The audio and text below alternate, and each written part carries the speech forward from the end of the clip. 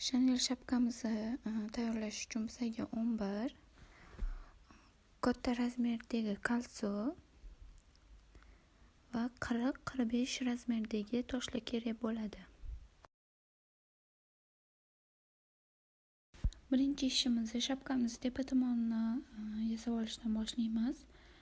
Mana shunaqa qilib 40-45 razmer toshlarimizni chekkasidan kalsoyimizni o'tkazib tepa qismini yasab olamiz. Bitta katta, bitta kichkina qilib o'tkazasizlar.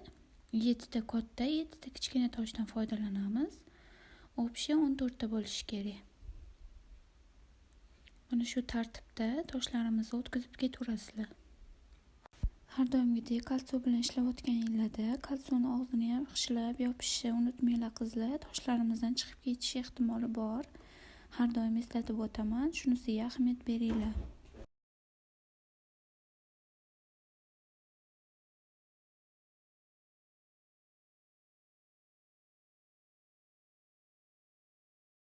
Yettita katta, 7 ta kichkina toshimizdan o'tkazib olganimizdan keyin oxirini olib mana shunaqa dumaloq qilib bir-biriga o'tkazib qo'yamiz. Bu shapkamizni tepa qismi bo'ladi. Ana endi shapkamizni yon tomonlarini yasashga o'tamiz. Xuddi tepa qismini yasaganimizdek qilib bitta katta, bitta kichkina toshlardan foydalanib 8 dona toshni bir-biriga o'tkazib chiqamiz. 4 ta kichkina, 4 ta katta bo'ladi. Xuddi shunaqa 8 tali uzunlikdagi toshlardan 7 dona yasab olamiz. Mana qizlar, xuddi shunaqa qilib 7 ta uzunlikda yasab olamiz.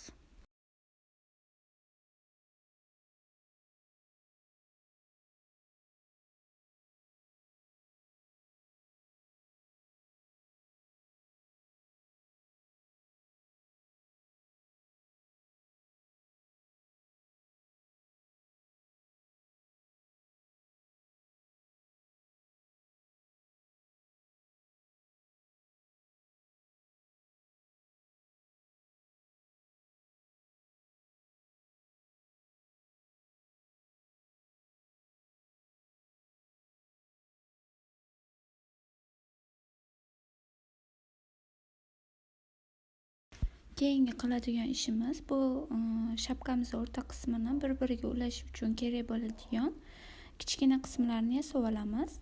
Ikkita katta toshni yonma-yon qilamiz. Ikki chekkasiga kichkina toshdan o'tkazamiz. Общий 4 ta tosh ishlatiladi. Mana shu ko'rinishda bo'ladi qizlar. Xuddi shunaqa qilib 7 dona yasab olasizlar. Mana qizlar, tayyorlab olgan mayda qismlarimiz shunaqa ko'rinishda bo'lishi kerak. 7 dona kichkina qismidan va 7 dona 8 tali qismimiz va shapkamizni bosh qismi shunaqa ko'rinishda bo'ladi. Ana endi shapkamizni asos qismini yasab olamiz. Bitta katta, bitta kichkina shu tartibda ketadi bu ishimiz ham. Xuddi shu tartibda 42 dona qilib yasab olamiz qizlar. 21 ta katta tosh, 21 ta kichkina tosh ishlatiladi buning uchun. Uzun qilib yasab olamiz.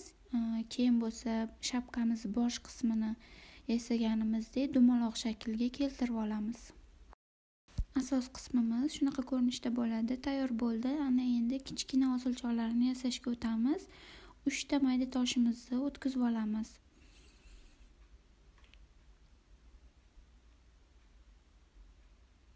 Mana qizlar, shunaqa ko'rinishda bo'lishi kerak. Xuddi shunaqa 3 ta mayda toshimizdan 21 dona yasab olasizlar. Bu osilchog'imizdan 21 dona yasab oldik qizlar. Endi ikkinchi osilchog'imizni yasashga o'tamiz. Buning uchun bitta katta toshga 45 razmerli toshimizga ikkita 40 razmerli toshimizdan o'tkazamiz.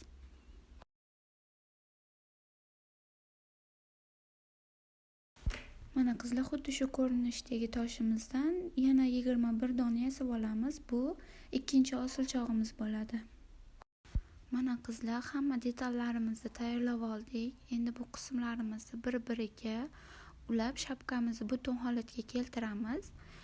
Bizlarning birinchi qiladigan ishimiz birinchi yasab olgan 14 tali tepa qismimizga yon tomonlarini o'tkazib, tepa tomondan shapkamizni yig'ishni boshlaymiz. Sakkiztadan o'tkazib olgan toshimizni olamiz va shapkamizni tepa qismiga ulashni boshlaymiz. Buning uchun katta toshimizni kichkina toshimizga ulab olamiz qizlar. Alohida e'tiborli bo'linglar, shunda akkuratni chiqadi ishimiz. Katta toshimizni kichkina toshimizga mana shu shaklda yon tomonidan uladik. Mana shunaqa ko'rinishga keladi. Ana endi hamma tayyorlab olgan 7 ta sakkiztali toshlarimizni xuddi shu shaklda kichkina toshlarimizga ulab chiqamiz.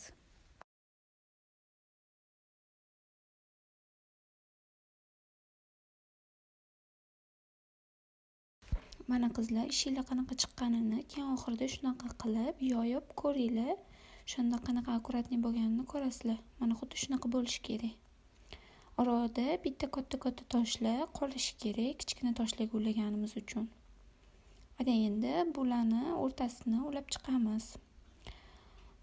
Mana shunaqa qilib tepadan 4 ta dona tosh sanab 4-toshimizga mana shunaqa qilib ulaysizlar. Mana. Endi bu tomonni ham xuddi shunaqa qilib ulab qo'yasizlar.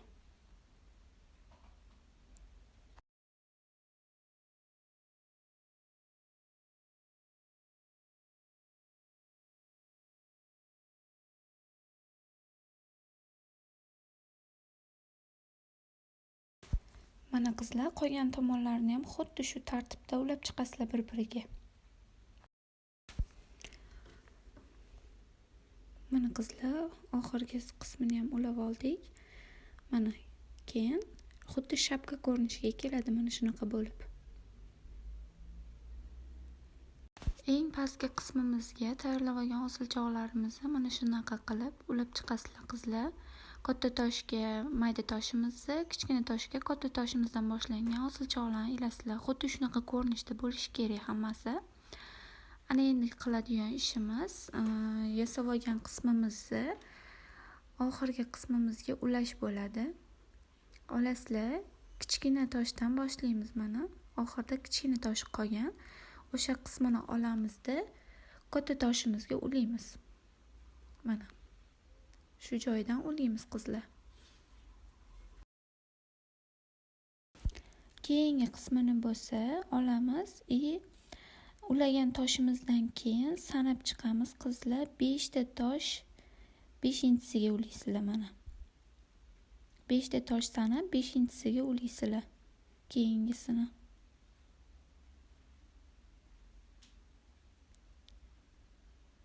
Mana qizlar shunaqa bo'lishi kerak. Sanab qilamiz hamma ishimizni, akkuratni qilib, katta mayda tosh qilib yasaymiz. Shunda ishimiz akkuratni, chiroyli chiqadi. Ana endi yana keyingi qismimizni xuddi shu tartibda yana 5 ta tosh sanab 5-toshimizga ulaysizlar. Mana videoda ko'rsatilgan 5 ta sanaysizlar, 5-chisiga ulaysizlar. Hammasini aylanasiga xuddi shunaqa qilib ulab chiqasizlar. Shunda shapkamiz tayyor bo'ladi. Bo'ldi qizlar, mana ishimizni tayyor holati. Mana shunaqa chiroyli shapka ko'rinishiga keladi. Bu toshlarimiz rosa zo'r yaltiraydi. Taqqanda ham chiroyli turadi.